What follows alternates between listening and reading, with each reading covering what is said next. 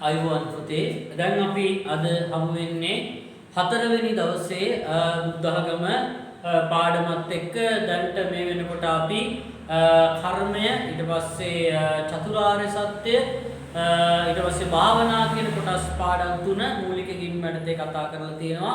අද දවසේ අපි බලාපොරොත්තු වෙන්නේ තවත් ඒ වගේ මිතා වැදගත් මාතෘකාවක් පිළිබඳ සාකච්ඡා කරන්න. ඒ තමයි පටිච්ච සමුප්පාදය කියන ඉතා වැදගත්ම මාතෘකාවක් බුද්ධ ධර්මයේ අපට හමු වෙනවා.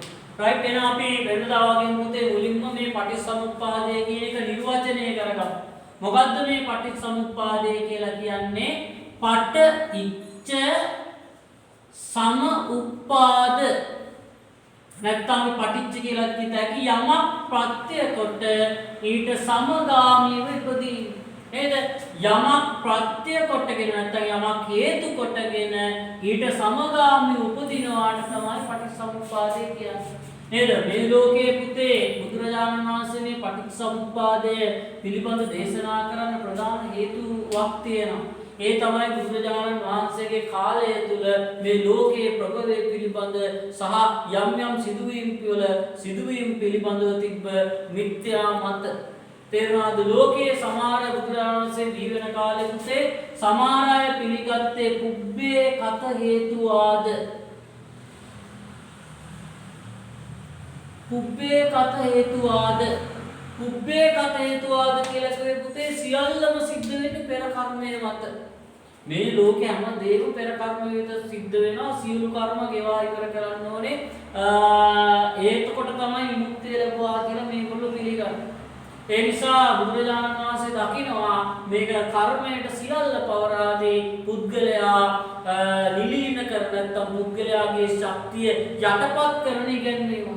නේද? යනු පුද්ගලයාට කරන්න දෙයක් නැහැ පුතේ. සියල්ල සිද්ධ වෙන්නේ කර්මයෙන් නම් පුද්ගලයාට කරන්න දෙයක් නැහැ. කර්මයට අනුව ඒ හැමදේම වෙන්න දීලා බලාගෙන ඉන්නවා. දෙවෙනි එක තමයි පුතේ ඒ කාලේ තිබුණා ඊශ්වර නිර්මාණවාදය.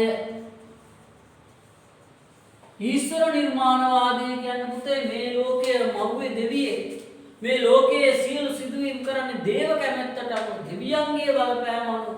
නේද? තවත් සමහර කෙනා අදරත් සමහර අය මේවා පාවිච්චි කරනවා නේද? සමහර අය කියන්නේ මේක මගේ කරුමේ, සමහර අය කියනවා මේක දෙවියන්ගේ කැමැත්ත නේද? ඒ වගේ දෙවියෝ තමයි අපිට මේ දේ දුන්නේ. ඒතකොට ඒ වගේ සියල්ල දේව කැමැත්ත මත මේ ලෝකේ දියුනේ. ලෝකේ සියලු සත්‍ය සංසිද්ධි සිද්ධ වෙන්නේ දේව කැමැත්ත මත කියලා සමහර අය කියනවා. ඊළඟට පුතේ තුන්වෙනි එක තමයි අදිච්ච සමුප්පන්නවාදය. අදිච්ච සමුප්පන්නවාදය කියන්නේ පුතේ මේ ලෝකේ හැම දෙයක්ම සිද්ධ වෙන්නේ ඉබේ. මේක ලෝකයේ ඉබේ ඇති වෙච්ච දෙයක්.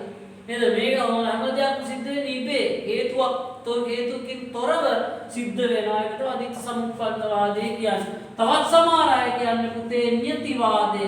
මේ ලෝකයේ හැම දෙයක්ම සිද්ධ වෙන්නේ කිසියම් නියතියකට අනුව. නේද? වෙන්න තියෙන දෙයක් වෙනවා නම් ඒක වෙනවා. සමහර අය කියන්නේ නේද? වෙන්න තියෙන දෙයක් තියෙනවා ඒක වළක්වන්න බෑ. අපි මොනවා කරත් ඒ දේ වෙනවා කියලා සමහර අය කියන. ඒ කියන්නේ නියතියක්. මේ ලෝකේ වෙන්න තියෙන දේවල් නියතියක් විදියට තියෙනවා. ඒක තමයි මේ වෙන්නේ. ඒතකොට පුද්ගලයාට පුතේ මේ හතරේම පුද්ගලයාගේ ශක්තියටපත් වෙනවා නේද? සියල්ල කර්මය මත වෙනවා. පුද්ගලයාට කරන්න දෙයක් නැහැ. සියල්ල දෙවියන්ගේ කැමැත්ත මත වෙනවා. පුද්ගලයාට කරන්න දෙයක් නැහැ. සියල්ල ඉබේ වෙන්නේ. පුද්ගලයාට කරන්න දෙයක් නැහැ. සියල්ල නියතියකටපත් සිද්ධ වෙන්නේ. පුද්ගලයාට කරන්න දෙයක් නැහැ. නමුත් බුදුරජාණන් වහන්සේ පුතේ මේ මතවාද හතරම ප්‍රතික්ෂේප කරනවා. එහෙනම් හැම දෙයක්ම සිද්ධ වෙන්නේ මොකක් අනුවද ළමයි? පටිච්ච සමුප්පාදයට අනුව.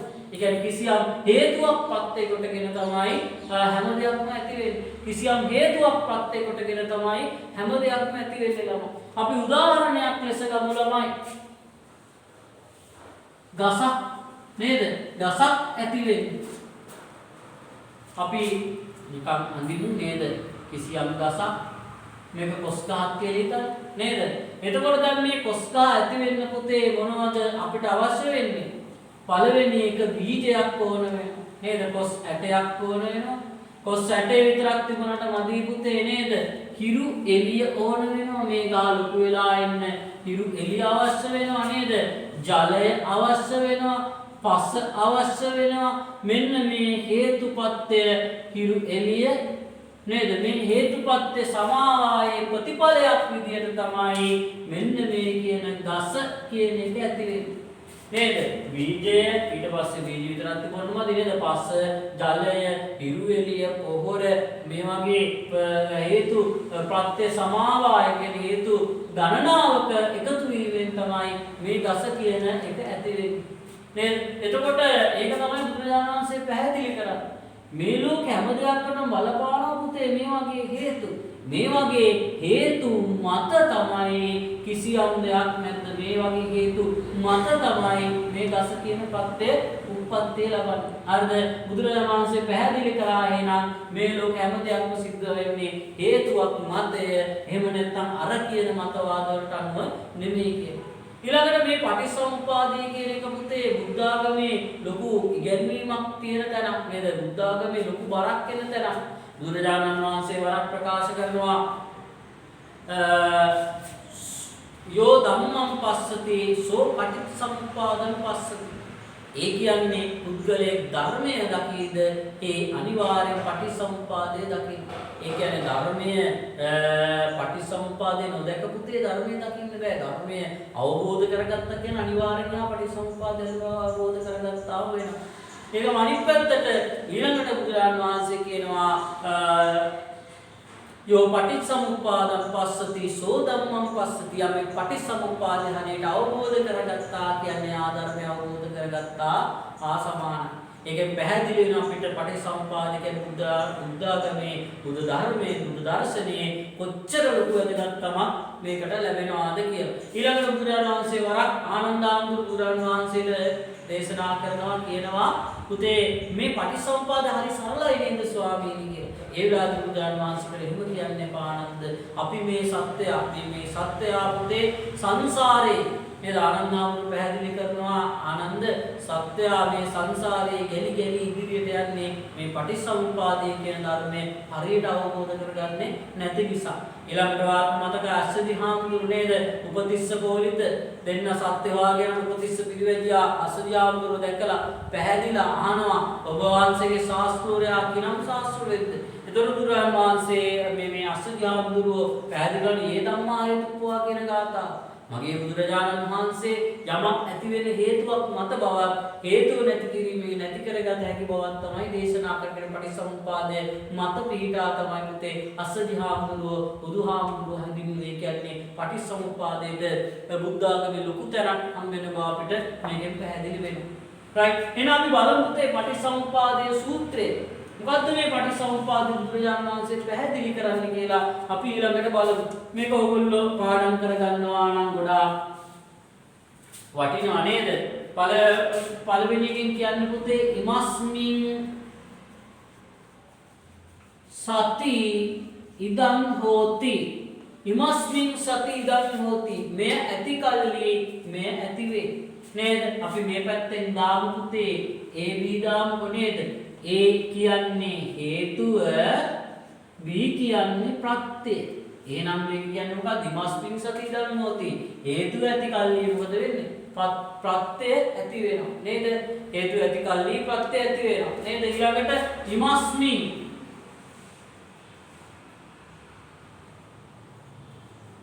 අසති ඉදං හෝති නේද? මේ නැති කල්හි මේ නැති වේ. හේතුව නැත්තම් ඒකේ ඵලයකුත් ප්‍රත්‍යයකුත් අපි ඵලය කියලා කියමු නේද? හේතුව තියෙනවා හේතුව ඇති කල්හි ඵලය තියෙනවා. හේතුව නැත්තම් ඵලයකුත් නැහැ. දැන් අපි පෙර උදාහරණයක් ගමු නේද? පෙර උදාහරණයක් පුතේ අප කොස් ගසට නේද? මොනවද හේතුවනේ? කොස් ඇටේ නේද? ඊට පස්සේ ජලය, වාතය, හිරු එළිය නිසා මොකද වුනේ? කොස් ගහ කියන එක පැහැති වුණා. ඊළඟට එහෙනම් පුතේ වාතය, හිරු එළිය, ජලය, පස මේ එකක් හෝ කීපයක් නැති වුණොත් පුතේ මොකද වෙන්නේ? කොස් පැලයක් එන්නේ නැහැ. කොස් ඇටේ නැත්තම් පුතා වාතය, හිරු එළිය, ජලය තිබුණා කියලා කොස් ඇටයක් එනවද? නැහැ. කොස් පැල ගහක් එනවද? නැහැ. නේද? ඊළඟට හිරු එළිය නැත්තම් ඊට පස්සේ මේ පස නැත්තම් ජලය නැත්තම් මේක පැවැත්මක් නැහැ. එහෙනම් ඔබට තේරෙනවා හේතුව නැත්තම් පුතේ ඵලයක් ඇති වෙන්නේ නැහැ. ඊළඟට බුදුරජාණන් වහන්සේ පැහැදිලි කරනවා ඉමස්ස උප්පදා ඉදං උප්පජ්ජಂತಿ. ඉමස්ස උප්පදා ඉදං උප්පජ්ජති. ඒ කියන්නේ මේ ඇතිවීමෙන් නැත්නම් මේ ඉපදීමෙන් මේ උපදී. නේද? මේ ඉපදීමෙන් මේ උපදී. ඊළඟට බුදුරජාණන් වහන්සේ කරන ඉමස්ස නිරෝධා ඉදං නිරුද්ධති. ඉමස්ස නිරෝධා ඉදං නිරෝධති. ඒ කියන්නේ මේ නැති කිරීමෙන් මේ නැති කර හැක. එහෙනම් අපිට පුතේ මේ කියන්නේ අපි පෙරුදාරම නේද? අපිට කොස් පැලයක් ඕනේ නම් ළමයි අපි මොකද කරන්නේ? බීජයක් අරගෙන පස් වතුර දාලා ඒ හේතුපත් එකට එකතු කරොත් කොස් පැලයක් ගන්න. අපිට මේ කොස් පැලයක් ඇති නොකර ඉන්න ඕන නම් පුතේ මේ කොස් ගා ඇති නතර කරන්න ඕන නම් අපිට පුළුවන් නේද? මේ කෙනෙක් යම් හේතුවක් අයින් කරන්න. අපි හිතමු අපි නේද කොස් ගා වැඩෙන්නදී හිරු එළිය වෙන්නේ නැති වෙනම් පොල් කට්ටකින් හරි මොකකින් හරි වහලා තියෙනවා. ඒතකොට මේ කොස් ගා හිරු එළියන්නේ නැහැ ළමයි. එතකොට මොකද වෙන්නේ? හිරු එළිය නැතුණා කොස් ගා මැලවිලා මැරිලා යනවා. නේද? අපි සමහර වෙලාවට කොස්ටස් මීජේ කොස් ඇටේ නිකන් තිබ්බට කොස් පැලයක් එන්නේ නැහැ පුතේ. ඒකට පස් එකතු වෙන්න ඕනේ නේද? එතකොට පස් වලින් තමයි වැඩිලා යන්නේ. එතකොට මේ පස් නැති කරොත් මොකද වෙන්නේ? කොස් ගහ කියන එක නැති වෙලා යනවා. එහෙනම් ඕක තමයි පටිච්චසමුප්පාදයේ සූත්‍රය නේද? අපි සරලව මේක ලියාගමු සිංහලෙන්. ඒ ඇති කල්හි වී ඇති වේ නේද? ඊළඟට ඒ නැති කල්හි වී නැති වේ නේද? ඒ ඉපදීමෙන් වී උපදී. ඒ නැති කිරීමෙන් වී නැති කල හැක නේද? ඔය සූත්‍රයට අනුව අපිට මේ ලෝක සිදුන ඕනම සිදුවීමක් හරි හොඳට විග්‍රහ කරලා හොඳට තේරුම් ගන්න පුළුවන්. ඔයගලගේ ජීවිතයේ තියෙන ඕන ප්‍රශ්නයක් පුතේ මේ සූත්‍රයට දාලා ඔයගලන්ට පුළුවන් ඒක විසඳා ගන්න. දැන් බුදුරජාණන් වහන්සේ කරේ මොකද්ද පුතේ? දුක නැති කරා. දුක කියන්නේ එතකොට පුතේ මේ මොකද්ද? මෙන්න මේ ඵලය. ඵලය තමයි දුක. දුක නැති කරන්න බුදුරජාණන් වහන්සේ මොකද කරේ? හේතුව හොයාගත්ත පුතේ. හේතුව තමයි තෘෂ්ණාව. පුද්ගලයාට දුක ඇති වෙන තෘෂ්ණාව නිසා. එහෙනම් මේ බලන්න තෘෂ්ණාව ඇති කල්හි දුක ඇති වේ. නේද? තෘෂ්ණාව නැත්තම් දුක නැති වේ. තෘෂ්ණාව ඉපදීමෙන් දුක උපදිනවා. මේක එකට එකක් බද්ධයි පුතේ. ඒකයි මේ කියන්නේ. ඒක හරියට නිකන් බුදුරජාණන් වහන්සේ පෙන්නනවා උණ පතුරු දෙකක් මෙහෙම දෙපැත්තට තිබ්බා වගේ. එකනේට එකක් මේ විදිහට සමපාතව තියලා මේක පවත්වන්න පුළුවන් නේද? එකක් හරි නැති මේ එහා මෙහා වලදී පුතේ දෙකම කඩාගෙන වැටෙනවා. එකකට එකක් බද්ධයි මේ. ඒ ඉපදිච්ච ගමන් දී උපදිනවා. ඒ නැති කර ගමන් පුතේ දී නැති කරන්න පුළුවන්. එහෙනම් තෘෂ්ණාව උපදින දුකත් උපදිනවා. එහෙනම් තෘෂ්ණාව නැති කරොත් කවදාද මොකද වෙන්නේ? දුකත් නැති කරන්න පුළුවන්. අපිට ඕන දෙයක් පුළුවන් මේ විදිහට දාන්න ළම.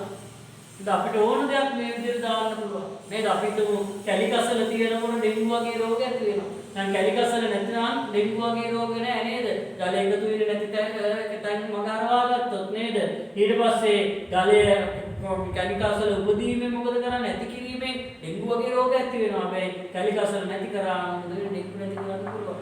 දුක නැති කරන්න තෘෂ්ණාව නැති කරන්න ඕනේ. ඩෙන්ගු රෝගය නැති කරන්න ජල එක්රස් ස්ථාන නැති කරන්න ඕනේ. එහෙනම් අපිට පැහැදිලි එකට එකක් වත්තයි.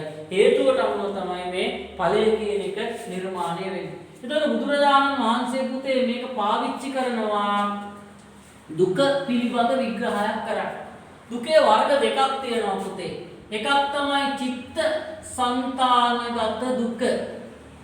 චිත්ත සංතානගත දුක කියන්නේ මිනිස්යාගේ හිතේ ඇතිවන දුක.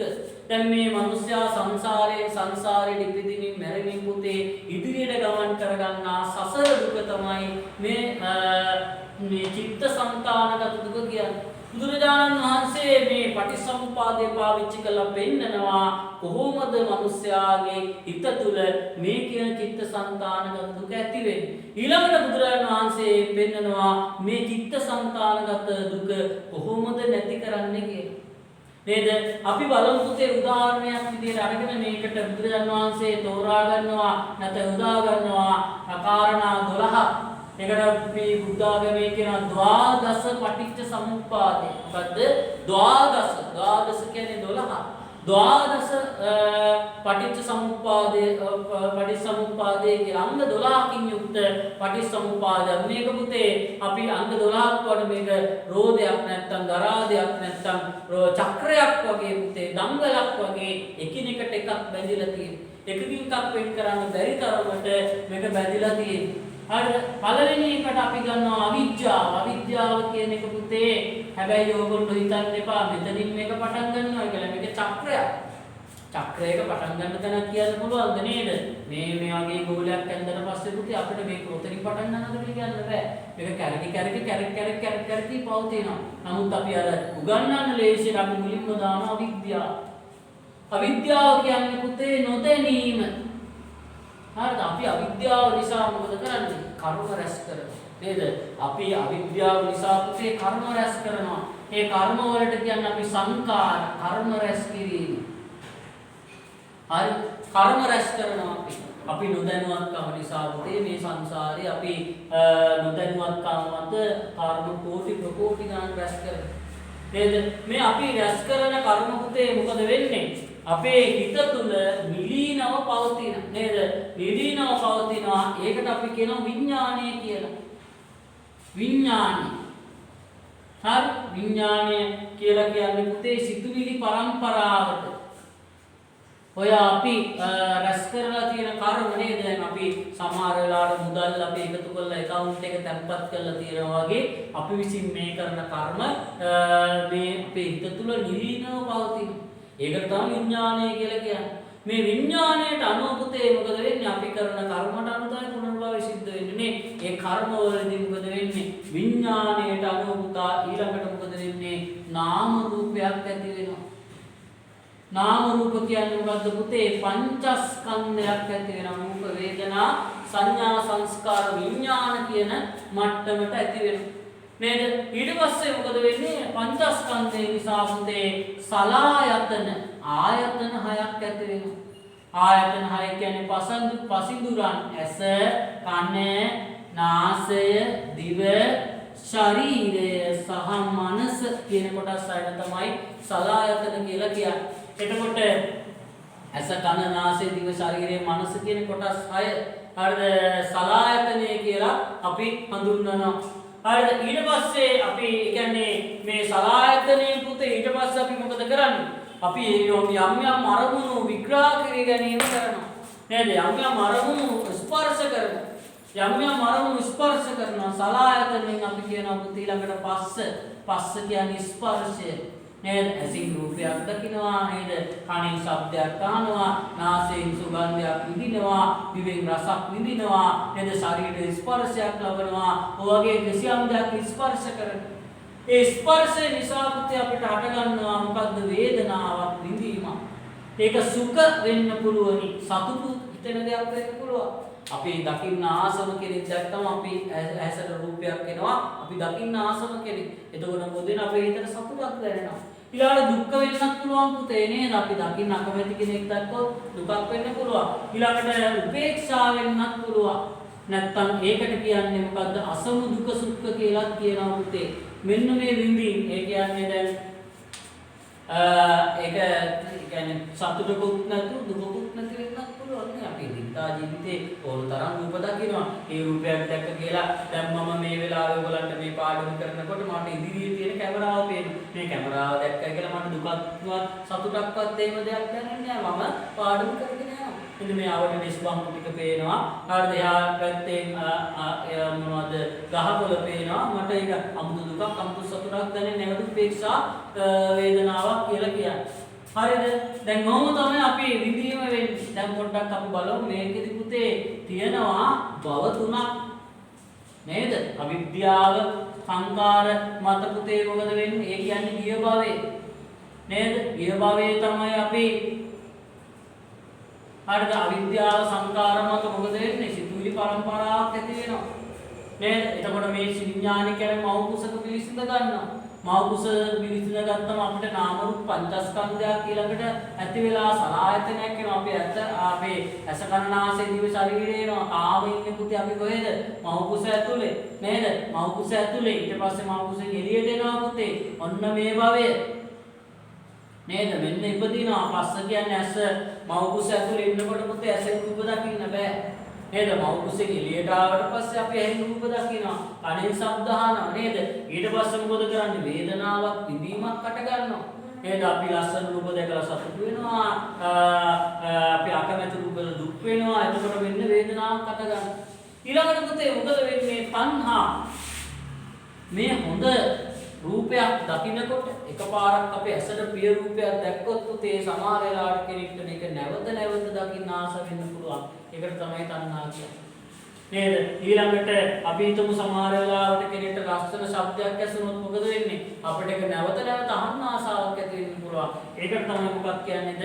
තණ්හාව කියලා කියන්නේ. එහෙනම් මේ නැවත නැවත පස්කම් සැප විඳීමේ ආසාව. එකපාරක් දැක්ක රූපේ නැවත නැවත දකින්න. එකපාරක් ඇසූ ශබ්දය, මිහිරි ශබ්දය නැවත නැවත අසන්න. එකපාරක් මේ විඳින මිහිරි සුගන්ධය නැවත නැවත විඳින්න.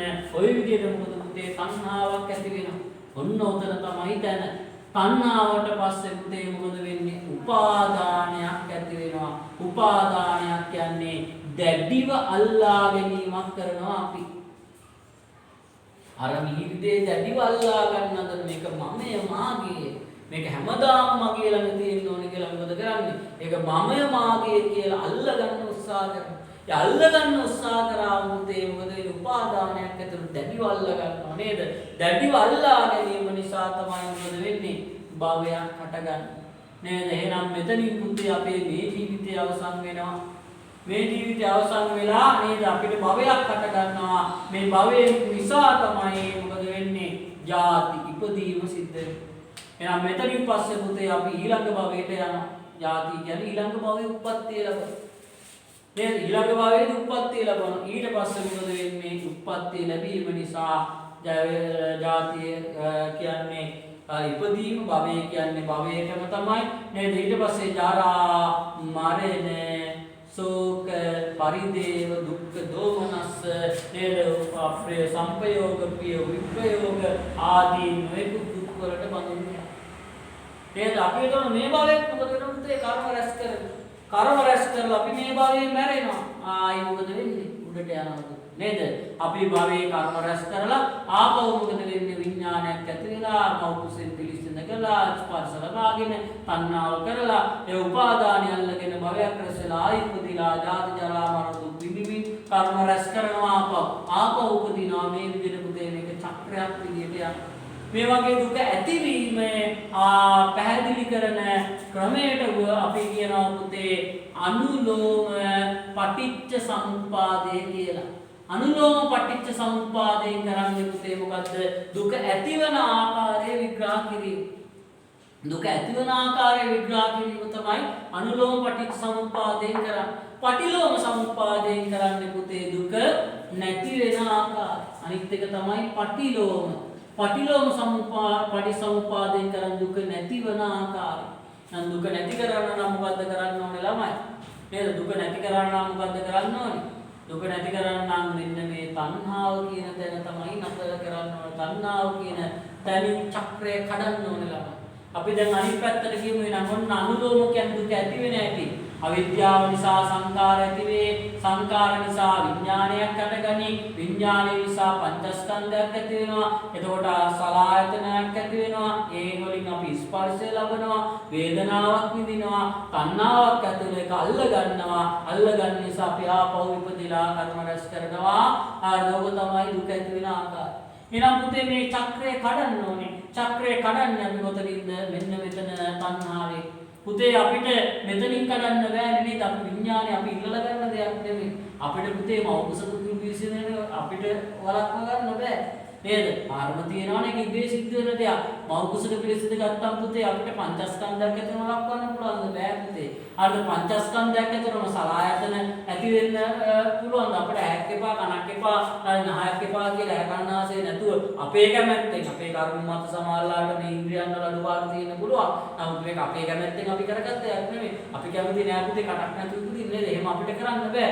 ඊළඟට ඔයගොල්ලෝ කියන්නේ ඇස ලැබුවා කියලා ස්පර්ශ නොලබා ඉන්නද නේද සමහර කට්ටිය සමහර ඇත්තෝ කියනවා බුද්ධාගමේ වැරදි අර්ථකථනයක් නේද සමහර අපි තුමු බෞද්ධයාට ලස්සන දේවල් බලන්න බෑ.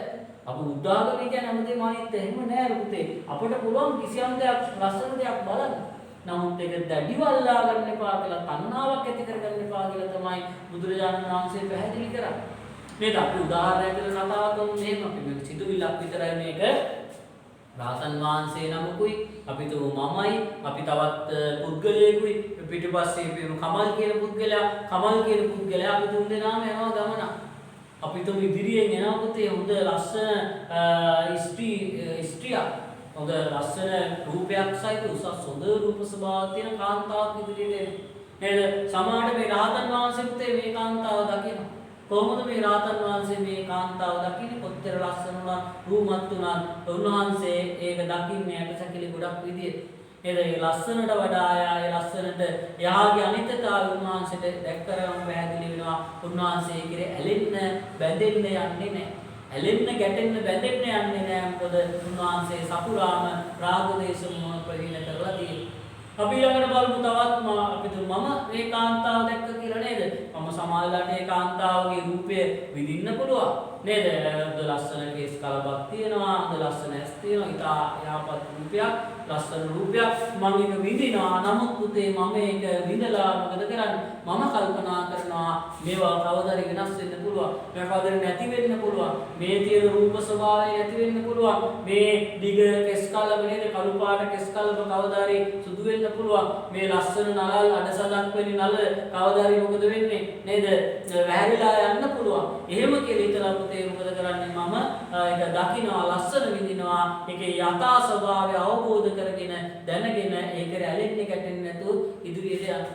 නමුත් අපි නිමල් කියන පුද්ගලයා නේද? නිමල් කියන පුද්ගලයා මොකද කරන්නේ? අර කාන්තාව රූපය දැකලා ඒ කාන්තාව කෙරෙහි ඇලීමක් හටගන්න උත්සාහ කරනවා නේද? එතකොට යා නැවත දකින්න. ආපහු ඊළඟ දවසෙත් යනවා. ඒකට ඇගේ පිටුපසින් යනවා නේද? ඇයව නිතර බලන්න යනවා. ඊට පස්සේ පුතේ යා සුඛ වේදනාවෙන් තණ්හාවක් ඇති වෙලා ඊළඟට යාට අවශ්‍යතාවයක් ඇති වෙනවා නේද? තමන්ගේම කරගන්න. මමය මාගේ කරගන්න. එයා මගේ වෙන කාටවත් එයාව බලන්න බෑ නේද? ඊට පස්සේ යා මම විතරයි බලන්න පුළුවන්. එයා මගේම වෙන්න ඕනේ. එයා මේ විදිහට හැමදාම ලස්සනට ඉන්න ඕනේ නේද? ඒක ඇත වෙන්න බෑ නේද? හැමදාම මල් ළඟ ඉන්න ඕනේ. මාව දාලා යන්න බෑ. එහෙම හිතනවා. ඒ විතෝත්තේ දැඩි වල්ලා ගත්තා මොකද වෙන අපි කර්ම රැස් කරලා අනාගත භවයේ උප්පත්තියක් ලබනවා. එහෙනම් පුතේ අපිට මේ දුක නැති කරන්න පුළුවන් මොකද මෙන්න දෙතනින් ලස්සන දේ විඳින්න ප්‍රශ්නයක් නෑ බුද්ධ ආගමේ. හැබැයි තණ්හාවක් ඇති කරගෙන දැඩි වල්ලා ගන්න යන්න එපා. විරාගික සෞන්දර්යයෙන් අපිට පුළුවන් යමක් විඳින්න බුදුදහම තුල. නම් පටිලෝක සම්පාදේ අපි කියන්නේ පුතේ තණ්හාව නැති කරා මේ මිනිස්සයා. එතකොට මොකද කරන්නේ? තණ්හාව නැති කරා මිනිස්සේ එයාට උපාදානයක් නැහැ, අල්ලා ගැනීමක් නැහැ, එතකොට භවයක් නැහැ පුතේ, ඉපදීමක් නැහැ. එතකොට ජාති ජරා මරණ ව්‍යාධි මුකුත් නැහැ. ඉපදීමක් නැහැ කියන්නේ පුතේ කර්ම රැස් කිරීමක් නැහැ. කර්ම රැස් කිරීමක් නැතුනොත් මොකද වෙන්නේ? විඥානයක් ඉන්නේ නැහැ, නාම රූපයක් නැහැ, සලආයතනක් නැහැ, පස්සක් නැහැ, වේදනාවකුත් නැහැ. වේදනාවක් නැත්නම් තණ්හාවක් ඇති වෙන්නේ නැහැ. අන්න එතනින් පුතේ නිවන් දකින්නවා කියන ඉපදීම නතර කරනවා නම් මේ චක්‍රයෙන් තමයි මේ කඩන්න පුළුවන්. ඒකට අපි කියන්නේ පටිලෝම පටිච්ච සමුප්පාදය කියලා කියන්නේ. එහෙනම් සිතේ දුක ඇති වෙන ආකාරයෙන් පෙන්වනවා අනුලෝම පටිච්ච සමුප්පාදේ. සිතේ දුක නැති වෙන ආකාරය පෙන්වනවා පුතේ චිත්තසංතානගත දුක නැති කරන ආකාරයෙන් බුදුරජාණන් වහන්සේ පටිලෝම සමුප්පාදේ වෙන්නලා දෙනවා. නවලන් පැහැදිලි දැන් චිත්තසංතානගත දුක ඇතිවීම සහ නැතිවීම පටිච්චසමුප්පාදය අසුරු කරගෙන බුදුරජාණන් වහන්සේ දේශනා කළ ආකාරය. හොඳයි. ඊළඟට තව ඊළඟ දුක් වර්ගය තමයි පුතේ සමාජ සංතානගත දුක. සමාජ සංතානගත දුක. මොකද්ද මේ සමාජ සංතානගත දුක කියන්නේ පුතේ? සමාජ තුල තියෙන දුක නේද? සමාජය තුල තියෙන ප්‍රශ්න. සමාජය තුල තියෙන ප්‍රශ්න වලට පුතේ හේතු වෙන්නේ මොකද්ද? කිසියම් හේතුවක් නේද? මේ සමාජයේ තියෙන ගැටලු වලට කිසියම් හේතුවක් පාදක වෙනවා. බුදුරජාණන් වහන්සේ මේ බව පැහැදිලි කරන චක්කවර්ති සියනාල සූත්‍රය සහ දීඝනිකායේ මහා නිදාන සූත්‍රය. සූත්‍රයේ පුතේ චක්කවර්ති සියනාල සූත්‍රය ඊළඟට දීඝනිකායේ මහා නිදාන සූත්‍රයත් කියන සූත්‍ර දෙකෙන් බුදුරජාණන් වහන්සේ පෙන්නනවා කොහොමද සමාජගත දුක ඇති වෙන්නේ කියලා. දැන් අපි චක්කවර්ති සීනා සූත්‍රයේ තියෙන කාරණා සරලව පෙන්වුවොත් පුතේ අපි කලින් කතා කරා වගේම ඇයි මේ රටේ ලෝකේ අපරාධ සිද්ධ වෙන්නේ? ඇයි මිනිස්සු හොරකම් කරන්නේ? ඇයි මිනිස්සු මුදලට නිදි මරන්නේ? නේද? ඇයි තව කෙනෙක් කාමීත්‍යාචාරය ඇසිරලා ධනිකාවෘත්ති ආදී යෙදෙන්නේ? නේද? ඇයි කෙනෙක්ව රවට්ටලා බොරු කියලා මුදල් උපයා ගන්න? නේද? ඇයි කෙනෙක්ගෙන් වංචා කරන්නේ? ඇයි කෙනෙක්ගෙන් නේද මුදල් මේ යොදා ගන්න? ඒතරේ අපරාධ ඔක්කොම කරන්නේ මුතේ බොහෝ විට මොකක්ද හේතුව? ලියුදුකම නිසා. වෙනත් හේතු බලපාන්නත් පුළුවන්. ඒ හේතු අපි හරියට හොයාගන්න ඕන. අපි බොහෝ අපරාධ සිද්ධ වෙන්නේ පුතේ ලියුදුකම නිසා. නේද? ලියුදුකම නිසා අපරාධ සිද්ධ වෙනවා නේද? අපි හිතමු තාත්තා කෙනෙක් නේද මේ වගේ වසංගත කාලයන් මේ කොරෝනා වසංගත සමයන් වල ජීවිතේ පවත්වාගෙන යන තමන්ගේ රැකියාවල් නැති වෙනවා. රැකියාවල් නැති වුණාට පස්සේ පුතේ මොකද වෙන්නේ? තමන්ගේ දරුවෝ ඉන්නවා. තමන්ගේ දරුවෝ මොකද කරන්නේ? බඩගින්න යඩනවා, කෑමක් ඉල්ලලා. ඒ වෙලාවට පුතේ තාත්තා කෙනෙක් නේද? තාත්තට මේක දරා ගන්න බෑ. එයා මේක නීතියට එකඟද? නීතියට විරෝධීද කියලා හිතන්නේ නැතුව බොහෝ වෙලාවට අපරාධයක් කරලා හරි තමන්ගේ දරුවාගේ කුසගිරි නැති කරන්න කටයුතු කරන්න පුළුවන්.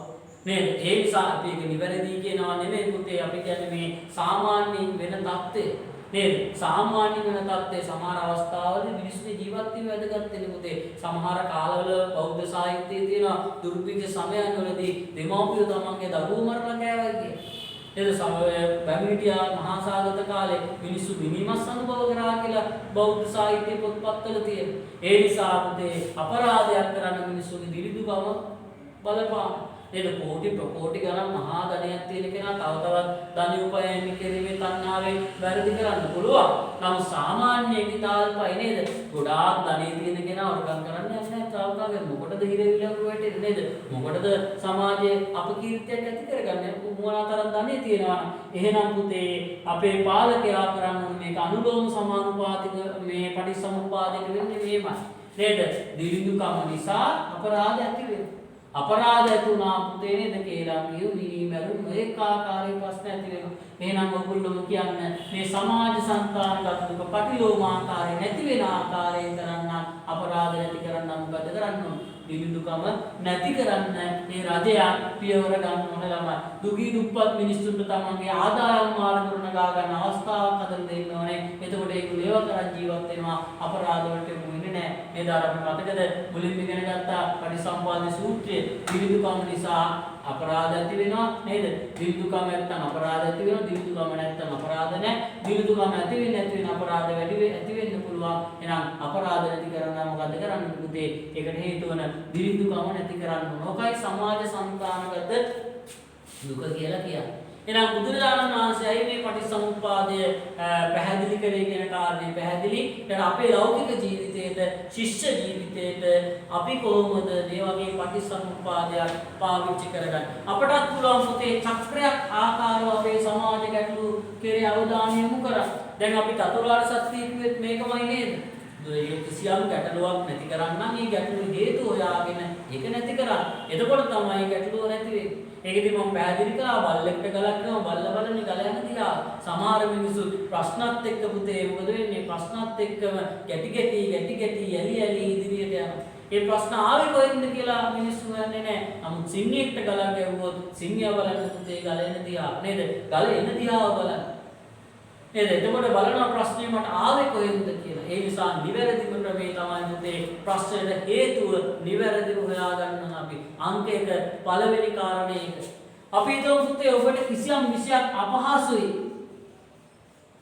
දැන් එහෙනම් ඕගොල්ලෝ මොකද කරන්නේ? කිසියම් විෂයක් පුතේ අපහසු නම් ඕගොල්ලෝ බලන්න ඕනේ ඇයි මේ විෂය මට බැරි? මොනවද ඕගොල්ලෝ හිතන්නේ සාමාන්‍ය හේතු? නේද? දිනපතා පාසල් නොපැමිණෙන්න පුළුවන්. දිනපතා පාසල් නොපැමිණියෝ මොකද වෙන්නේ? පාඩම් හරියට අසා ගන්න නැත්නම් අසා ගැනීමට හැකියාවක් නැහැ. නේද? ඒක පාඩම අහන්න විදියක් නැහැ පුතේ නේද? අහන් ඉන්න බැරුණොත් පුතේ මොකද වෙන්නේ? ධාරණය වෙන්නේ නැහැ. ධාරණය නොවුනොත් මොකද වෙන්නේ? මතක හිටින්නේ නැහැ. එතකොට මේ විෂය එපා වෙනවා පුතේ. විෂය එපා වුණා මොකද වෙන්නේ? ලකුණු අඩු වෙනවා. සමහර වෙලාවට ඕගලන්ට විෂය ඊට පස්සේ නීරස වෙනවා, තිත්ත වෙලා යනවා. එහෙනම් අපි හොයාගෙන යන්නේ මේ චක්‍රයක් නේද? ඉස්කෝලේ ආපු නැති නිසා අහන් ඉන්න බැරි වුණා. අහන් ඉන්න බැරි නිසා ධාරණය කරගන්න බැරි වුණා. ධාරණ නිසා මතකේ නැහැ. මතක නැති නිසා මතකේ ධාරණ දෙකම නැති නිසා ලකුණු නැහැ. ලකුණු නැති නිසා පුතේ විෂය අපිට එපා වෙනවා, තිත්ත වෙනවා. එහෙනම් අපි මොකද කරන්න ඕනේ? මේකට පටිලෝම ක්‍රමයෙන් දිනපතා පාසල් එන්න ඕනේ. නේද? ඒ කරුණු බැරි දේවල් කාගෙරි අහගන්න ඕනේ. ওই විදිහට මේව කරාට පස්සේ මොකද වෙන්නේ? පාඩම අහගන්න පුළුවන් වුණාට පස්සේ පුතේ අපේ මතකයේ ධාරණය වැඩි වෙලා, ලකුණු වැඩි වෙලා අපි මේ විෂයට මොකද වෙන්නේ? ආදරය කරන්නේ, ඒ විෂයට ආස කරන මට්ටමටපත් වෙනවා. නේද? එහෙනම් පුතේ අරද ඒ විෂය ආස කරන මට්ටමටපත් වෙන්න. ඊළඟට අපි පැහැදිලිව කතා කරා අපේ ජීවිතවලට බලපාන අපි ප්‍රශ්න නිවැරදිව අඳුන ගන්න ඕන ළමයි. නේද? සමහර දෙමව්පියෝ ඉන්නවා තමන්ගේ දරුවන්ගේ ප්‍රශ්න හරියට අවබෝධ කරගන්නේ නැහැ. සමහරලා හොඳ වැඩ කරපු දරුවෙක් වැඩ වලින් ඈත් වෙනකොට නේද හරියට අපි ඒක අවබෝධ කරගන්නවා. සමහර දෙමව්පියෝ මොකද කරන්නේ? නේද? හඳාන අරගෙන ගිහිල්ලා මේ විවිධාකාර දෝෂ මේ දරුවට ගහපලද අමානුෂ්‍ය දෝෂද ඒවා නිවැරදිව අපි කියන්නේ නැහැ ඒවා නැත්තටම නැහැ කියලා. අපිට මෙතනදී වගේ සාකච්ඡාවක් අදගත්තේ නැහැ. අපි කියන්නේ අපි හරියට මේ ළමයාගේ වැරද්ද අවබෝධ කරගන්න. ඕක හරියට මේ හඳාන් බලන්නේ නැති කෙනෙක් ළඟට ගිහිල්ලා එයා වැරදි දෙයක් කියනවා නම් ආවල් තමන්ගේ ලාභ චේතනාවෙන් එයා කියනවා නම් මෙන්න මේ අපලේ නිසා වෙන්නේ මේකට මගේ මෙන්න මේ මාලය දාගන්න මේ මුද්ද දාගන්න මේ බෝධි පූජා කරන්න මල් ළඟට ඇවිල්ලා එතකොට මේ දරුවගේ අපල නැති වෙනවා කියලා. එතකොට අම්මා තාත්තා කරන්නේ පුතේ අර සැබෑ ප්‍රශ්නෙට හේතුවට හිත යොමු නොකර අර දේවල් කරලා බලනවා. නමුත් ප්‍රශ්නය විසඳෙනවද? නෑ පුතේ නේද? ලෙඩකදී අපේ හරි හේතු හොයාගන්න ඕනේ. වෙනත් ලෙඩකට ප්‍රතිකාර කරා කියලා මේ ලෙඩේ අපි හොඳ වෙන්නේ නැහැ. වෛද්‍යවරයා හරියට ලෙඩේ හොයාගෙන ලෙඩේට හේතු හොයාගෙන නැති කරනවා වගේ අපිත් අපේ ජීවිතවලට එන ප්‍රශ්න පුතේ හරියට අවබෝධ කරගන්න. හරියට අවබෝධ කරගෙන ඒවාට ඇති වෙන හේතු ටික නැති කරලා දාන්න කටයුතු කරලා ඒ ප්‍රශ්න නැති කරගන්න ඕනේ. නේද? එහෙනම් අර විදිහට අනුලෝම ක්‍රමයේ පටිලෝම ක්‍රමයට අපි දිනපතා පාසල් ඇවිල්ලා අඩුපාඩු හදාගෙන අපිට වැඩ කිරීමෙන් මතකයේ ධාරණය වැඩි කරගෙන පුතේ උසස් ලකුණු ප්‍රමාණයක් ලබා ගන්න පුළුවන්. ඒ නිසා මේ පාඩමත් මේ පටිච්චසමුප්පාදය කියන එක අපේ ජීවිතයට ඉතාමත්ම වැදගත් විදියට භාවිතා කරන්න පුළුවන් වෙනවා. හොඳයි එහෙනම් අපි අද දවසේ මේ පාඩම පටිච්චසමුප්පාදය කියන පාඩම කතා කරා. මේ පාඩමට අදාළ විස්තර ටික ඔයගලන්ට මේ පොතේ කියවලා බලන්න පුළුවන්. ඊළඟ මේ පොතේ තියෙන පටිච්චසමුප්පාද අදාළ බහුවර්ණ ප්‍රශ්න පත්‍ර ඊළඟට රචනා ප්‍රශ්න පත්‍ර තියෙනවා. ප්‍රශ්න ටික තියෙනවා. ඔයගලන්ට පුළුවන් මේ ටික කියවලා බලලා කරුණු හොයාගෙන මේ තොරතුරු ටික අරගෙන හොඳ ලකුණු ප්‍රමාණයකට තමන්ගේ විෂය හදාගන්න. එහෙනම් අපි ඊළඟ දවසේ තවත් පාඩමක් සමයෙන් හම්බ වෙමු. හැමෝටම ආයුබෝවන්.